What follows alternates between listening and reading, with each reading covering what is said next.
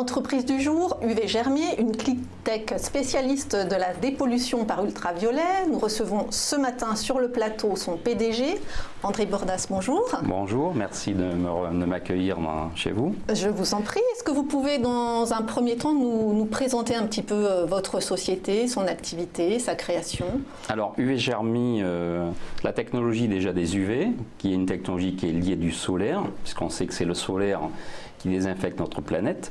Donc nous récupérons certaines longueurs d'onde et certaines fréquences de ces rayonnements solaires que nous mettons en quelque sorte en boîte et qui nous servent à faire des désinfections, puisque ce principe permet de casser l'ADN des virus et des bactéries et permet d'avoir un système de désinfection naturelle des eaux sans chimie et des procédés tout à fait environnementaux.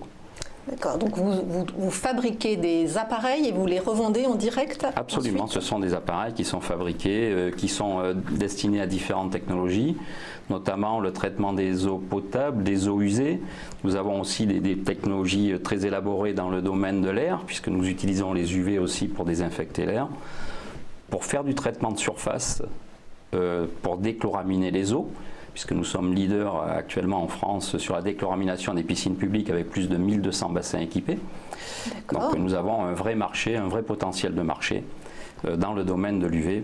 D'accord. Donc si je comprends bien, les trois marchés visés, c'est l'eau, l'air et les traitements de surface, et voilà, les surfaces. En quelque sorte. Et est-ce qu'il y a des... Alors on a vu avec les piscines pour l'eau, mais est-ce que dans l'industrie, il y a des secteurs plus ou moins concernés? Il y a des secteurs qui sont relativement importants et intéressants, puisque à ce jour, l'activité du UV Germier, nous avons travaillé énormément dans le domaine de l'eau, et aujourd'hui nous nous ouvrons sur le sujet environnemental qu'est l'air. Et dans le domaine de l'air, il y a un travail très très important à faire, parce qu'il y a une nouvelle réglementation européenne qui apparaît et on voit les contraintes aujourd'hui, notamment dans le domaine de l'agroalimentaire et dans le domaine du médical.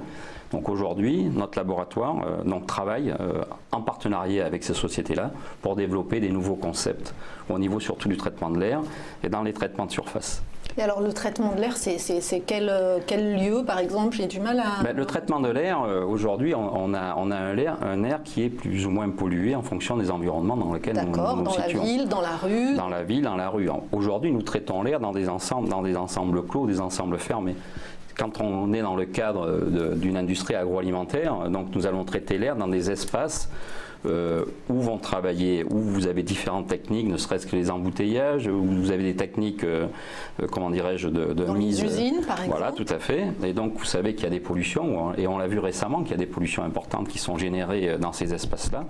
Et aujourd'hui, notre laboratoire, en partenariat avec ces sociétés agroalimentaires, nous travaillons à la désinfection de cet air de manière à assurer un environnement confortable et sain pour tous ces espaces-là. Et aujourd'hui, comment se répartit votre activité dans ces trois domaines que sont l'eau, l'air et les surfaces? Alors, l'activité majeure et principale aujourd'hui, c'est le domaine de l'eau, puisque dans le domaine de l'eau, il faut aujourd'hui des agréments pour distribuer et vendre nos appareils sur les marchés en France et à l'international. Et aujourd'hui, donc, nous avons agréé une dizaine d'appareils qui vont de 5 à 1000 m3, qui nous permettent aujourd'hui d'avoir un marché très très important dans le domaine de l'eau, donc notamment pour la potabilité de l'eau. Ensuite, nous avons les eaux usées en sortie de station d'épuration. Nous avons aussi des appareils techniques. Nous avons par exemple équipé le zoo de Vincennes. Le zoo de Vincennes est équipé de 10 réacteurs UV Germier qui sont là pour le bien-être des animaux. Donc vous voyez comme quoi il y a des champs d'investigation qui sont très importants. Le potentiel très important. Et nous avons parlé aussi, j'ai parlé aussi de la piscine, de la déchloramination des piscines. Donc sur Paris, nous avons des sites équipés aussi avec nos appareils, sur toute la France et un peu dans le monde aussi, puisque un des sujets importants suite à la levée de fonds aujourd'hui, c'est la partie exportation. J'allais vous demander avant, est-ce qu'on peut avoir une idée du prix moyen de ces appareils? Alors c'est très variable parce que nous, dans la gamme de nos appareils, nous avons un appareil grand public que vous pourriez avoir chez vous pour améliorer la qualité de votre eau, et nous avons des appareils qui font 1000 m3. Vous imaginez, ça peut aller bien évidemment, je vais dire de 1000 € à 50 000 ou 70 000 €. Mais je croyais que l'eau à Paris était très saine. Si, alors l'eau à Paris est relativement saine, et je peux même revenir dessus, c'est-à-dire qu'aujourd'hui, Paris est équipé d'UV, pour justement améliorer la qualité des eaux qui sont pompées dans la Seine, on est d'accord. Donc l'eau de Paris est quand même relativement saine, puisque tous des efforts très importants ont été faits pour améliorer la qualité de l'eau de Paris. Et alors, qui sont vos clients principalement? Alors les clients, on a les clients qui travaillent dans le domaine de l'eau. Donc on peut citer entre parenthèses Sor, Veolia, Lyonnaise, et je vais en oublier, excusez-moi pour ceux que j'ai oubliés. Donc on travaille avec les grands acteurs dans le domaine de l'eau, oui. Donc ce qui est très important à notre niveau, et nous sommes reconnus auprès de ces gens-là, auprès de ces acteurs-là. Et nous diffusons par exemple avec Veolia des produits au niveau international. Donc on a vraiment aujourd'hui un panel de clients très important et qui nous assure de leur confiance, quoi. Et est-ce que vous avez des concurrents directs et quelle est votre valeur ajoutée par rapport à eux? Alors, de la concurrence, il en faut de toute façon, ouais, parce que la concurrence permet d'ouvrir le marché, donc c'est une saine concurrence. Nous avons l'avantage malgré tout d'avoir une faible concurrence dans ces technologies-là. On va dire qu'en France, on a 2 concurrents directs, 1 ou 2, et après, au niveau international, on a 5 ou 6 gros concurrents avec qui nous devons nous battre. Mais bon, après, c'est la vie de l'entreprise. C'est ça qui est important. Mais je voudrais rajouter un petit point important, c'est que nous avons cet avantage par rapport à nos concurrents de travailler dans des domaines d'application sur lesquels ils ne sont pas. Et tout à l'heure, quand j'ai parlé du traitement de surface et du traitement de l'air, nous avons l'avantage effectivement d'être très peu concurrencés dans ces domaines d'application. Dans ces 2 domaines. D'accord. Et j'allais vous demander à quoi, vous l'avez évoqué tout à l'heure, à quoi ont servi la levée de fonds lors de l'introduction en bourse en juin. C'était 6 millions d'euros à peu près? Tout à fait. Alors la levée de fonds nous a servi à avoir beaucoup de travail. D'accord. Pour une raison bien simple, et nous nous en réjouissons, parce que nos équipes se sont mises au travail, parce que nous avons bien sûr refondé un petit peu la société, c'est-à-dire que avec des axes de développement différents, nous avons réinvesti de l'argent.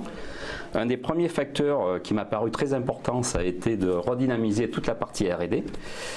Donc ça veut dire que nous avons fait rentrer un nouveau docteur qui travaille dans le domaine de l'air. Et anciennement, nous avions un autre docteur qui s'appelait Guéric Vrier, donc qui travaille en binôme sur toute la partie recherche et développement. Je reviens juste, du coup, la barrière technologique, la barrière en R&D est très élevée justement pour la concurrence? Disons qu'aujourd'hui, on s'aperçoit qu'il y a d'énormes problématiques au niveau environnemental, et notamment, je vous ai expliqué tout à l'heure, dans le médical et dans l'agroalimentaire. Et ces gens-là ont besoin de notre savoir-faire. On travaille en binôme avec eux parce qu'on arrive à trouver des solutions relativement intéressantes. Et en plus, ce sont des solutions qui nous ouvrent des marchés. Et ces solutions-là, si vous voulez, très peu de laboratoires en France sont en capacité de travailler dessus.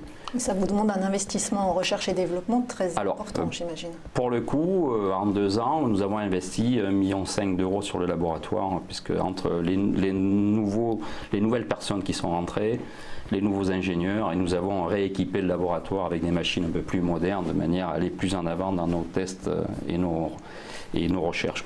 Et ça grâce à la levée de fonds de l'introduction. La levée de fonds a été vraiment un moteur extraordinaire, quoi. On a mis un turbo à l'entreprise et c'est quand même assez génial parce que ça nous permet d'aller plus vite et plus loin. Parce qu'à ce jour, la finance, c'est le nerf de la guerre dans une entreprise. Et quand vous avez de la finance, vous avez des moyens différents et vous pouvez aller beaucoup plus vite. Et l'intérêt, justement, c'est d'aller beaucoup plus rapidement sur tous les nouveaux procédés que nous sommes en train de développer. Oui, allez-y. Alors non, je voulais donner un exemple sur la levée de fonds. La levée de fonds nous a permis d'ouvrir une agence, une filiale à Dubaï. J'allais vous dire, et alors à l'international. Voilà, et donc on va pouvoir booster le marché international parce qu'aujourd'hui, avec des petits moyens, nous n'avions pas cette capacité à aller très rapidement sur l'international. Et pourquoi Dubaï? Alors Dubaï parce que c'est un tremplin sur le Moyen-Orient. Voilà. Et pourquoi Dubaï? Parce que nous avons fait plusieurs salons à Abu Dhabi. Et les acteurs avec qui nous travaillons sur le territoire nous ont franchement demandé à avoir une entité sur le terrain de manière à les accompagner au niveau technique, au niveau recherche, au niveau études. Et donc c'était absolument indispensable pour UVG Army d'avoir une entité sur Dubaï. Alors ça n'est pas parce que c'est Dubaï, c'est parce que Dubaï nous ouvre effectivement des portes importantes. Est-ce qu'il y a d'autres pays qui sont visés? Parce que moi je pensais à la Chine, quand vous citez vos clients, par exemple Suez, Veolia sont très présents en Chine. Alors le marché chinois est un marché, je dirais, compliqué, peut-être difficile à appréhender. En tout cas, Donald Trump qui vous contredira là-dessus. Jusqu'à ce jour, on ne s'est pas attaqué à ces marchés. Pour une raison bien simple, c'est que pour l'instant, nous avons des marchés, si nous prenons, nous avons des marchés importants sur l'Afrique, nous avons des marchés sur l'Australie, dans des territoires qui sont vraiment friands de notre technologie, quoi. Donc les prochains marchés étrangers visés sont plutôt Alors, en Europe, plutôt en Afrique? C'est plutôt l'Afrique, c'est plutôt l'Arabie Saoudite. Nous avons des très gros marchés actuellement sur Riyad, notamment dans le domaine de l'air. Bon, je ne peux pas trop tout dévoiler, mais il faut savoir que nous avons été retenus par Aerospace pour un programme pour améliorer la qualité de l'air dans les avions. Donc ça nous a permis justement d'aller chercher, de booster des marchés dans le domaine de l'air. Il y a plein de bactéries aussi dans les... Oui, il y a des bactéries dans les avions, mais enfin pour qui a pris l'avion, chacun sait qu'un éternuement peut être source d'ennui pour si vous êtes à côté de la personne qui a éternué. Mais tout ça pour dire qu'il y a, voilà, notre PME, dans la partie recherche et tout, nous avons fait des choses vraiment intéressantes et qui nous ouvrent de super beaux marchés dans le futur. Et alors, j'allais justement vous demander quels sont vos relais de croissance à moyen terme? C'est le développement international, c'est le développement dans le domaine de l'air, de la surface, comme vous venez de... Voilà. Alors aujourd'hui, dans le domaine de l'eau, on est à peu près, on a tous les agréments, que ce soit dans la déchloramination, dans l'eau potable. Nous travaillons aussi sur des eaux très techniques, mais bon, ce serait un peu difficile de parler de ces procédés. Ce sont des procédés par dégradation sur lesquels on ajoute des produits. On va améliorer la qualité sanitaire des fruits et légumes. On va améliorer. Donc, ce sont des projets qui sont en train d'être élaborés dans notre laboratoire en partenariat avec les sociétés agroalimentaires, je l'ai dit tout à l'heure. Donc, il y a de très très belles perspectives dans ce domaine. Et moi, aujourd'hui, le marché, vous avez pu le comprendre, sur lequel je me bats vraiment, c'est le domaine de l'air. Parce que le domaine de l'air, demain, il y aura un marché beaucoup plus important que dans celui de l'eau. Est-ce qu'on peut faire juste un petit point rapide sur vos derniers résultats? Vous ne donnez pas d'objectif de rentabilité, c'est ça? Alors, il y a deux façons de fonctionner, c'est-à-dire que si vous avez de l'argent, donc il va falloir l'investir. Donc quand vous l'investissez, le retour il y a un temps de retour sur l'investissement. Moi, je suis un patron plutôt pragmatique, donc je sais que l'argent est difficile à gagner, donc il faut le dépenser de manière très consensuelle, il faut faire très attention. Donc si vous voulez, c'est vrai qu'il y a des choses intéressantes à faire. On aura un retour sur 2-3 ans par rapport aux différents investissements que nous avons mis en œuvre.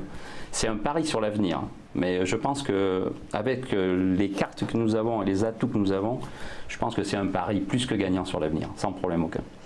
Et enfin, pour terminer, quel est le bilan de votre parcours boursier là, depuis un an? J'ai vu que depuis le début de l'année, l'action prenait 6%. Est-ce que parmi vos actionnaires, ce sont plutôt des particuliers? Est-ce que vous êtes en contact avec eux régulièrement? Alors, cette levée de fonds, pour moi, ça a été une surprise assez extraordinaire parce que, bon, on a eu les professionnels qui nous accompagnaient, mais on a eu énormément de particuliers et de fonds publics. Et très sincèrement, quand on est un chef d'entreprise, on est touché par cet environnement. Ça veut dire qu'il y a des gens qui viennent vers vous et qui vous font confiance et qui croient en notre projet. Et cette confiance, il faut la leur restituer. Et si je suis là ce matin en face de vous, c'est pour leur faire comprendre qu'ils ont eu raison de nous accompagner, parce que la confiance qu'ils nous ont accordée, sans problème, on la leur restituera. Et on va se battre, et mes équipes vont se battre pour ça. Merci beaucoup André Bordas, PDG de UV Germi, d'avoir répondu à nos questions.